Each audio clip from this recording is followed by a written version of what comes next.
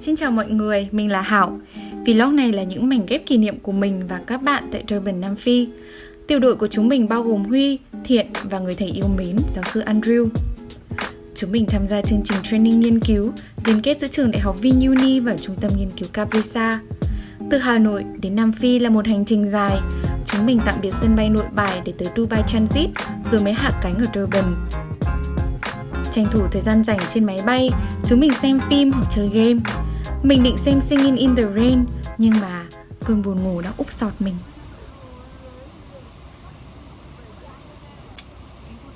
Mình tới sân bay King Shaka International Airport tại Durban vào lúc 6 rưỡi tối. Trời lạnh gần bằng mùa đông Hà Nội. Mình giữ chặt chiếc áo khoác mỏng.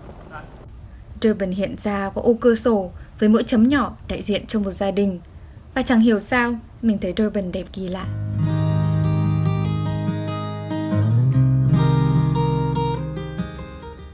Ngôi nhà mà chúng mình dừng chân trong 2 tuần là Makaya Bella Guest House với 2 cô chú chủ nhà là Michael và Nikki.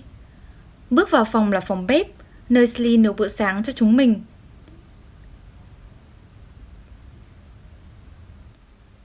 Và đây là mình. Thỉnh thoảng có những chiều được về sớm, hoặc là mình sẽ đi mua đồ cùng Thiện và Huy, hoặc là sẽ tranh thủ tra lại những kiến thức mình học được trong ngày. Bật mí thêm là mình không thể tin được ở Durban, các cửa hàng tạp hóa và siêu thị sẽ đóng cửa vào lúc 5 giờ, trong khi ở Hà Nội, 10 giờ mình vẫn cùng chị gái vác xe lượn quanh phố cổ. Thầy Andrew cười vì Việt Nam mới bất thường.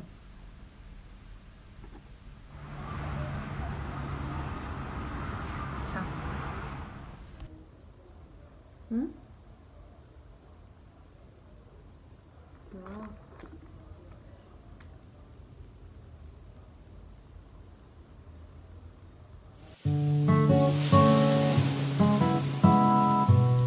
Cô Victoria là người đưa đón và đảm bảo sự an toàn của chúng mình mỗi ngày.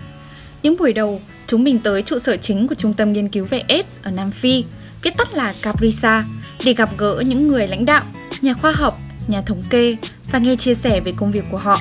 Siêu hay và hấp dẫn. Mọi người cực kỳ ấm áp và chào đón chúng mình với sự yêu thương. Chúng mình cảm thấy như đã gắn bó với nơi này từ rất lâu rồi.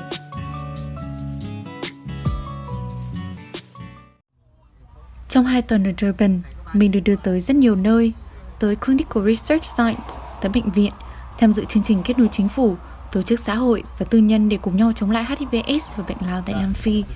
Sau một lần năn nỉ được ngồi ghế đầu, mình cứ yên vị ở đó bên cạnh cô Victoria đến hết hành trình luôn.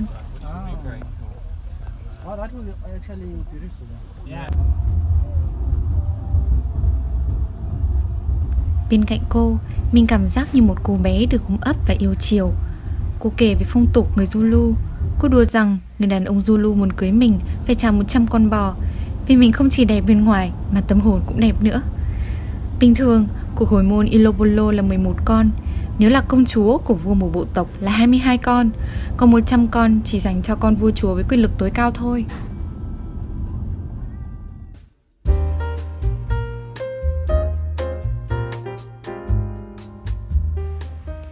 Mình đang chờ cô bạn Vaish đến đón. Cô chú chủ nhà đã dặn chúng mình rằng không nên ra ngoài một mình do tình hình chính trị và xã hội ở đây rất phức tạp. Đặc biệt là với những đứa lạc quẻ như chúng mình. Tay cầm điện thoại lớ ngớ không biết đường như tourist là sẽ bị chặn lại ngay. Nhưng mà mình thì vẫn tin vào con người và nhắn với cô bạn mới gặp 2 lần rằng mình muốn hẹn cô một buổi đi chơi đêm. Đúng vậy, đi chơi đêm. Quá ư là mạo hiểm đối với một đứa nhóc chưa một lần ra nước ngoài như mình. Trong lúc chờ Vaish thì mình chơi với Tiger.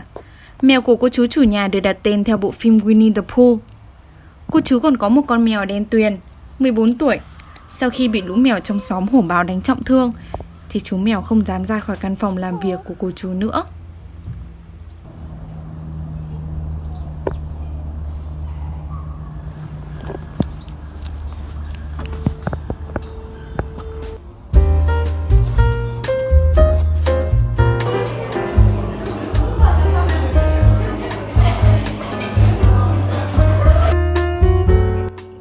Và đây là mình, đang chỉ cho Vaish viết Kosor trên môi. Mình hay bị như vậy khi trời trở lạnh, miệng sẽ khô chóc và vết loét lạnh trên môi sẽ xuất hiện. Đôi lời về Vaish đã có một bằng cử nhân dược và giờ học y, Vice siêu hiền và quan tâm đến mọi người. Tới đó chúng mình buôn chuyện xuyên lục địa, rồi hẹn Vice một ngày nào đó, dù xa hay gần, nhất định phải ghé thăm Hà Nội.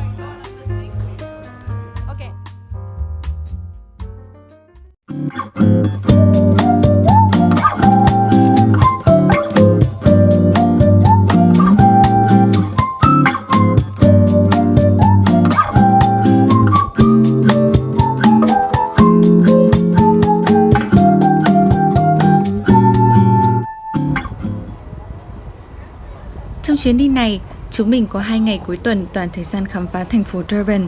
Mở màn là chuyến bus tour dạo chơi phố phường. Thầy và chúng mình đều công nhận rằng bus tour là phương án hợp lý để chúng mình có cái nhìn toàn cảnh về cuộc sống khu vực này trong quãng thời gian trông ít ỏi. Mỗi người sẽ được phát một chiếc tai nghe cắm vào hộp thoại nhỏ trước mặt. Lời của cô hướng dẫn viên sẽ tự động truyền qua tai nghe đến tai mình.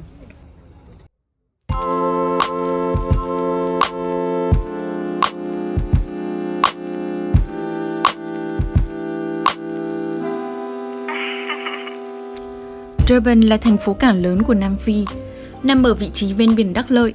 Những bến cảng đã tạo điều kiện cho Durban phát triển kinh tế, đặc biệt là trong lĩnh vực xuất khẩu hàng hóa. Trong tuần đầu tiên, chúng mình đã gặp gỡ và làm quen với 2 vị khách khác ở guest house và cả 2 người đều làm trong lĩnh vực này. Chúng mình được kể rằng, ở Durban cũng có một nhà máy sản xuất xe hơi của hãng Toyota Nhật Bản, cung cấp thị trường lao động cho nhiều người dân bản địa.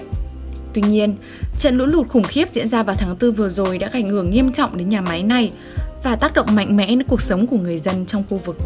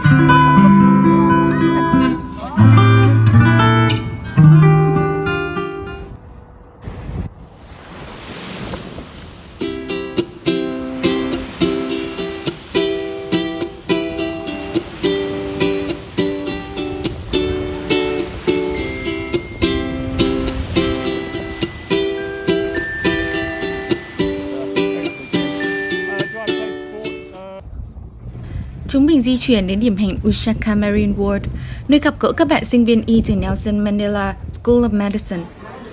Lúc này, cô bạn Vi tặng chúng mình một món quà bất ngờ. Vi kém mình 1 tuổi, cực kỳ dễ thương. Vi là người gốc Ấn, mắt to tròn và lông mi siêu dài cong vút. Các bạn biết không, Durban là nơi có số lượng người dân gốc Ấn cực kỳ đông đảo ngoài Ấn Độ đấy.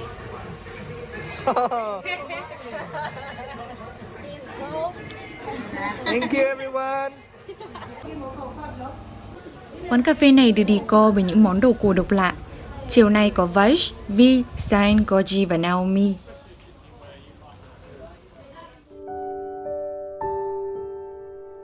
Ushaka Marine World là khu tổ hợp giải trí với nhiều hoạt động hấp dẫn. Chúng mình tham quan thủy cung Snorkel Lagoon. Cá được nuôi trong bể kính, nước biển được bơm và lọc mỗi 90 phút để giữ nước sạch và cá khỏe mạnh. Các thông số về chất lượng nước như ammonia, oxy, pH và nhiệt độ sẽ được kiểm tra thường xuyên. Nhân viên cũng sẽ theo dõi hành vi của cá nữa. Nhiều cá màu ánh bạc bởi vì khi nhìn lên với bề mặt nước lấp lánh, màu bạc là yếu tố giúp cá ngụy trang khỏi kẻ săn mồi. Tuy vậy, một số cá gần san hô sẽ có màu sắc sặc sỡ, thu hút sự chú ý như một tín hiệu cảnh báo những con cá cùng loài. Con đực có ưu thế sẽ đánh nhau để bảo vệ lãnh thổ, và câu hỏi đặt ra là làm thế nào để cá con tìm được nơi sống? Những con cá vị thành niên sẽ có màu sắc khác biệt với con trưởng thành, và như vậy sẽ không bị coi như một mối đe dọa.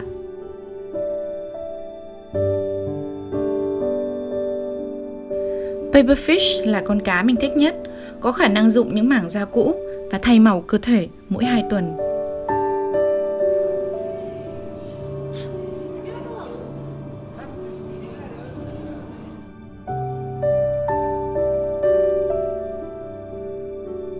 cá ngựa giao phối vài ngày trước khi sinh sản, mình cũng bất ngờ rằng cá ngựa mẹ sẽ đẻ vào túi của cá ngựa bố và cá ngựa bố sẽ giữ trọng trách ấp, nuôi dưỡng cho đến khi những quả trứng nở. Và khi ấy, cá ngựa bố sẽ dùng cơ co bóp để đẩy cá ngựa con ra bên ngoài.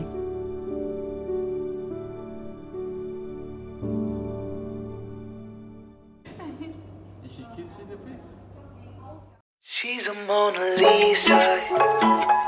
Everyone's lining up to see her. She's a Mona Lisa. Everyone's lining up to see her. There must be something about her features. You'll find her beauty goes much deeper once you get to meet her. Mình thật may mắn khi được đến, làm quen và trải nghiệm 2 tuần tại Durban, Nam Phi, đắm chìm trong học thuật và văn hóa. Với mình, mọi cảm xúc cô đọng lại trong 2 chữ, trọn vẹn. Gửi ngàn nụ hôn tới Viện Khoa học Sức khỏe VUNY và Trung tâm Nghiên cứu Caprisa đã luôn sát sao và hỗ trợ để chúng mình có được quãng thời gian tuyệt vời. Vlog của mình đến đây là kết thúc rồi. Cảm ơn mọi người. Chúc mọi người một ngày tuyệt vời ông mặt trời.